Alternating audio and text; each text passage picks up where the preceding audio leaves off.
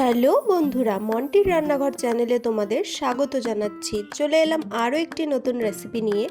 আজ আমি তোমাদের বানিয়ে দেখাবো দই বড়া। তো দোল পূর্ণিমা তো লেগেই গেছে, আর দোল পূর্ণিমা, হোলি এইসবের কিন্তু একটি ফেমাস রেসিপি হলো দই বড়া।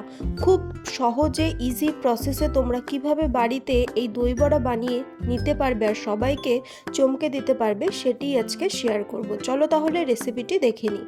রেসিপিটি বানানোর জন্য আমি এখানে 2 কাপ মতো উড়দ ডাল বা যেটাকে বলে খোসা ছাড়ানো বিউলির ডাল নিয়েছি, আর নিয়েছি 1 কাপ মতো মুগ ডাল। আর এই ডালটিকে আমি ভালোভাবে পরিষ্কার করে ধুয়ে সারা রাত ভিজিয়ে রেখেছি। তোমরা যদি চাও তো 3 ঘন্টা মতো এই ডালটিকে ভিজিয়ে রাখলেও কিন্তু হবে। এইবারে এই ডালটিকে বেটে নেব। ডালটিকে আমি মিক্সি মেশিনে খুব ভালোভাবে পেস্ট করে নিয়েছি। এইবারে এর মধ্যে দিয়ে দেব 1 টিস্পুন মতো জোয়ান, আর দিয়ে দেব 1/2 টিস্পুন মতো নুন। এইবারে এই ডালটিকে খুব ভালোভাবে ফেটিয়ে নিতে হবে যতক্ষণ পর্যন্ত না এর কালারটি চেঞ্জ হয়ে আসছে আর এটি ফুলে উঠছে। যত ভালো করে এটি ফেটানো হবে ততই কিন্তু বড়াগুলো সুন্দর স্পঞ্জি হবে। দেখো ডালটি কিন্তু আমার খুব ভালোভাবে ফেটানো হয়ে গেছে।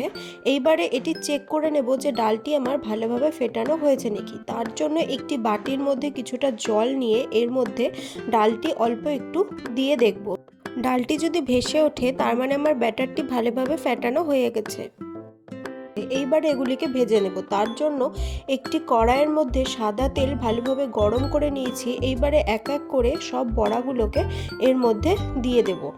তোমাদের একটা টিপস বলে দিচ্ছি, তোমরা যদি ডালটিকে বেশি সময় ধরে ফেটাতে না চাও, তার জন্য তোমরা মিক্সি মেশিনে ডালটিকে একটু সময় নিয়ে ভালোভাবে ব্লেন্ড করে নেবে। তাতেই কিন্তু দেখবে ডালটি ফুলে উঠেছে আর এর মধ্যে ফ্লাফি ভাবটাও চলে এসেছে।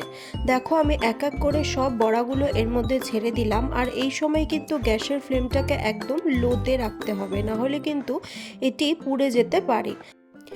আর এই বড়াগুলোকে কিন্তু ভাজতে হবে একদম লো ফ্লেমে। আর একটু সময় নিয়ে কিন্তু এই বড়াগুলোকে ভাজতে হবে যতক্ষণ পর্যন্ত না এর মধ্যে হালকা গোল্ডেন ভাব চলে আসছে। দেখো বড়াগুলো কিন্তু ভাজা হয়ে গেছে। এইবারে আমি এটিকে তুলে নেব। আর এভাবে আমি সবগুলো বড়া ভেজে নিয়েছি। দেখো বড়াগুলো কতটা স্পঞ্জি হয়েছে, আমি একটা চেপে দেখাচ্ছি। এইবারে বড়াগুলোকে ভিজিয়ে নেব। তার জন্য কিছুটা পরিমাণ জল নিয়েছি, আর এর মধ্যে দিয়ে দেবো 2 টেবিল স্পুন মতো নুন। এইবারে এই নুনটাকে জলের সাথে ভালোভাবে মিশিয়ে নেব। এইবারে যতগুলো বড়া আমি ভেজে রেখেছিলাম সবগুলোকে এর মধ্যে দিয়ে দেব। বড়াগুলোকে ভাজার সময় অনেকটা পরিমাণ তেল এর মধ্যে গেলেও এটিকে যখন জলে ভিজিয়ে চিপে নেওয়া হবে তখন কিন্তু এর ভেতরকার এক্সেস তেলগুলো কিন্তু বেরিয়ে যাবে। তাই এটি কিন্তু খাওয়াও খুব উপকার। আর এই দই বড়া কিন্তু আমাদের শরীরকেও খুব ঠান্ডা রাখে। দেখো সবগুলো বড়া দিয়ে দিয়েছি। এইবারে এটিকে আমি একটু প্রেস করে নেব আর এটিকে ঢেকে রেখে দেব 5 মিনিটের জন্য। এগুলি ভিজুক, ততক্ষণে চলো দইটিকে রেডি করে নিই। তার জন্য আমি দেখো এখানে কিছুটা পরিমাণ দই নিয়েছি, আর 3 টেবিল স্পুন মতো চিনি এর মধ্যে দিয়ে দেব। আর এই দইটা কিন্তু আমার ঘরে পাতা। এখানে আমি 2 কাপ মতো দুধের দই পেতেছি, আর দুধটিকে খুব ভালো করে ঘন করে জাল করে নিয়েছিলাম। এর মধ্যে দিয়ে দেবো 1/2 টিস্পুন মতো নুন। এইবারে খুব ভালোভাবে এই চিনি আর নুনটাকে দইটির সাথে মিশিয়ে নেব এবং একটি স্মুথ ঘোল মতো বানিয়ে নেব। এইদিকে দেখো বড়াগুলো কিন্তু একদম ভিজে গেছে। এইবারে এটিকে ভালোভাবে চিপে এর ভেতরকার জলগুলিকে সুন্দরভাবে বের করে নেব। এইবারে এই বড়াগুলোকে একটি পাত্রের মধ্যে নিয়ে নেব এবং এর ওপরে ভালোভাবে দইয়ের ঘোলটিকে দিয়ে দেব। এই দই বড়ার মধ্যে দইয়ের পরিমাণটা যত বেশি দেবে ততই কিন্তু এই দই বড়ার টেস্টটি ভালো হবে, কারণ এই দইটিই কিন্তু বড়াগুলো শুষে নেবে। তাই দইয়ের পরিমাণটা কিন্তু এখানে একটু বেশি করেই দিতে হবে। দেখো দইটিকে আমি ভালোভাবে এর উপরে ছড়িয়ে দিয়েছি।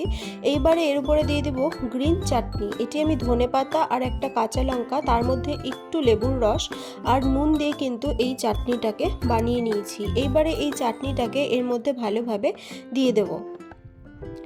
চাটনিটাকে ভালো করে স্প্রেড করে দিলাম। এইবারে আমি এর মধ্যে দিয়ে দেব তেঁতুলের চাটনি। এই তেঁতুলের চাটনিটাও কিন্তু আমার ঘরে বানানো। এই তেঁতুলের চাটনিটা বানিয়ে কিন্তু আমি এটিকে স্টোর করে রেখেছি। অন্য কোনো দিন আমি এই চাটনির রেসিপিটা তোমাদের সাথে শেয়ার করব। এইবারে এর মধ্যে দিয়ে দেব বিট নুন। খুব অল্প পরিমাণে হাত দিয়ে ছিটিয়ে আমি এর মধ্যে বিট নুন দিলাম। আর দিয়ে দেব ভাজা জিরের গুঁড়ো।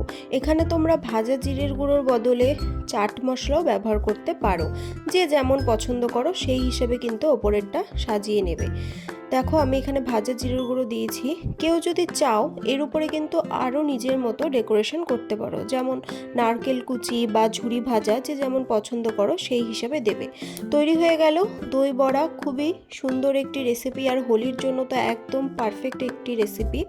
আর আরেকটা টিপস বলে রাখছি, তোমরা যদি এই দই বড়াটিকে স্টোর করে রাখতে চাও তাহলে বড়াগুলো ভাজার পরে সেটিকে একটি কন্টেনারে আটকে ফ্রিজের মধ্যে রেখে দিতে পারো।